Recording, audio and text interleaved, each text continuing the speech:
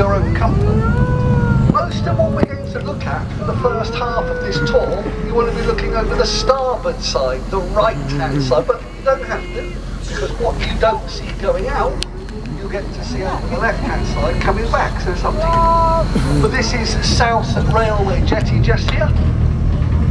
The start of HMS Nelson, 3.5 miles of continuous quay that is owned and operated by the Royal Navy. Does Bob not know? Why does Bob know the programmes? Who watches it? Now there's a big red bricked building over the right hand side here on the jetty. It's got a stone tower. This is Semaphore Tower. It's home to the Queen's Harbour Master, you remember? These are the guys that Why are there police boats? I don't need that. Why do it? It's windy. Vessels movement in and around this port. From the smallest workboats right up to the largest of the cross channel. Gospel. I can boats coming through. Now, folks, I know Get this them was a right. very long time ago.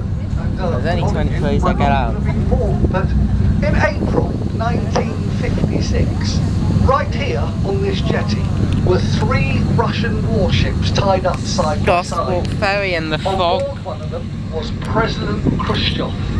This is the last time a very famous naval diver called Commander Buster Crabbe was seen alive.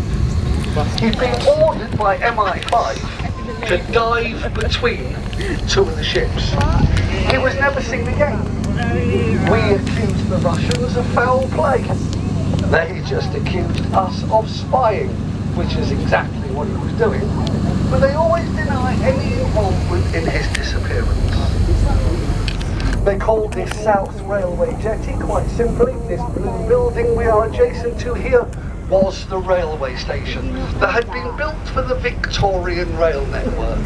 It was for troop trains, supply trains, and the occasional royal train. If you look into the gap in the camber, you'll see a big stairway on the side of this building called Kingstairs Jetty.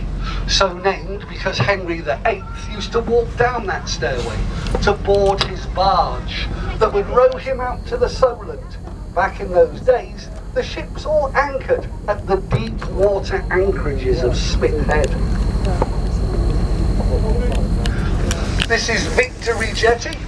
Now you can see they're doing a lot of work on this jetty. They are making it carrier ready. This is going to be the berth for the next aircraft carrier, the Prince of Wales. If you look over the top of the jetty, there is HMS Victory. Now you may notice straight away there's no top masts on the ship. They took them down 9 years ago. That's when they first started what they thought back then was going to take them about 20 years to restore and replace all the rotting and decaying timbers throughout the ship. It's more likely to be 25. Do you notice she flies the white ensign, the white flag at the back? Because she still has her very own captain and crew, she is the oldest commissioned warship anywhere in the world. Now folks, I'm just going to mention, just in case you don't know, the aircraft carrier leaves on Monday morning, 10:30. So if you're anywhere near the port and you haven't watched her leave the port, it really is something to behold. 4 tugboats, all the MOD police, they escort her out of that narrow. It's really worth having a look at if you've not seen it before. So this is the largest ship ever built for the Royal Navy, R08 HMS Queen Elizabeth, mostly built up in Rosyth. 70,000 tonnes. She's 280 metres long, 39 metres wide at the waterline, 70 metres wide up on the top deck. And she's built to fly up to 60 aircraft. Most of these will be F-35B Lightning II multi-role fighters. The rest will be helicopters. From the smallest little Wildcat helicopters right up to the largest of the double-bladed Chinooks. Wonder why there's police boats around Operational me. range of the carrier, 10,000 miles. she can reach speeds of 25 knots. In case there's The terrorists crew about then. complement why. ranges from 679 up to 1,500 people. Obviously, that's carrying the 250 Royal Marine Commandos and then all the air crew, pilots and technicians for the aircraft. Now I believe Monday she's going to slowly make her way up to Scotland and then later on to America. But that changes, that can change very quickly. Now folks, where we are here is called the North Corner, and this was very significant way back in the That's not a times. D23. Once any vessel, big or small, had got where we are now, the harbour got shallow very quickly and you would run aground onto mud banks. We had thousands of Napoleonic prisoners, and we make these people dig by hand the whole harbour in front of me now. It takes them years. More mud had to be dug out of here by hand than the whole workings, both sides and including digging out the Channel Tunnel, was done by machine. Nice.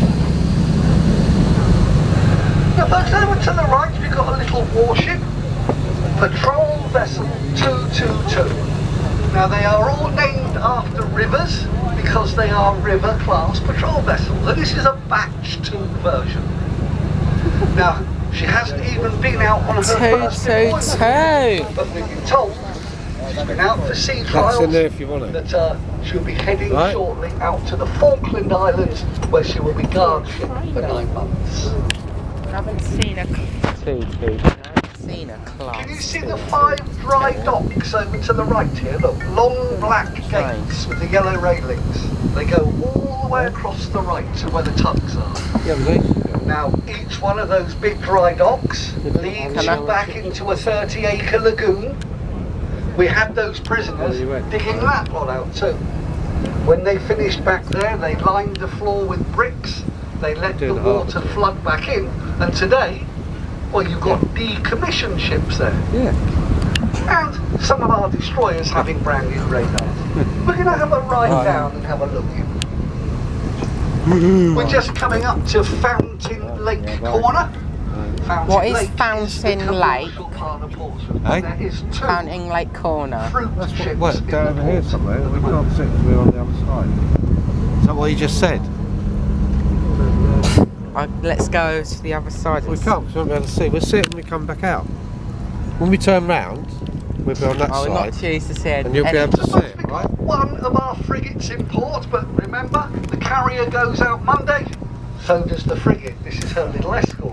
I can't see it. Frigate 83. 83 is the St Albans. 80? We have Gonna turn around. 13 Did he say of these 83? Duke class Type 23s. Type They 23. started hearing building that. 16 of Now you them stop talking mid-80s, about but that. they sold 3 very quickly to Chile, leaving us with 13. Now look at the back of frigate number 83, you'll see a long yellow object. That's the sonar. It's attached to a big hydraulic arm. It pushes that yellow unit straight out the back of the ship, dips it down into the water. That's how they find the submarines. Now, like all frigates, submarine hunting is just one of many tasks. These guys have been involved in anti-piracy patrols around the world, stopping drug running.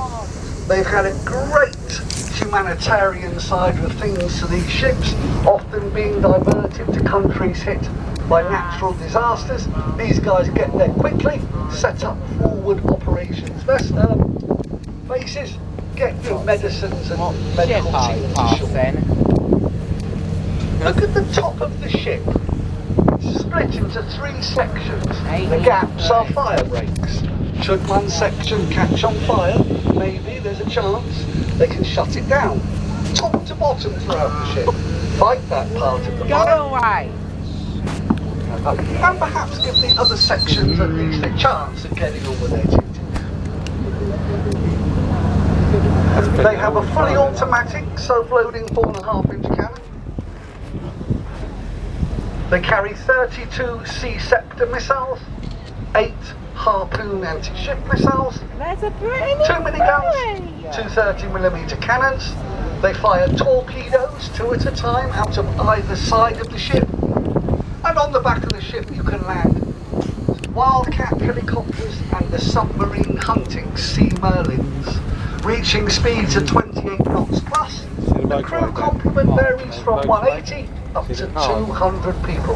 Just depends on what role they're using the ship in.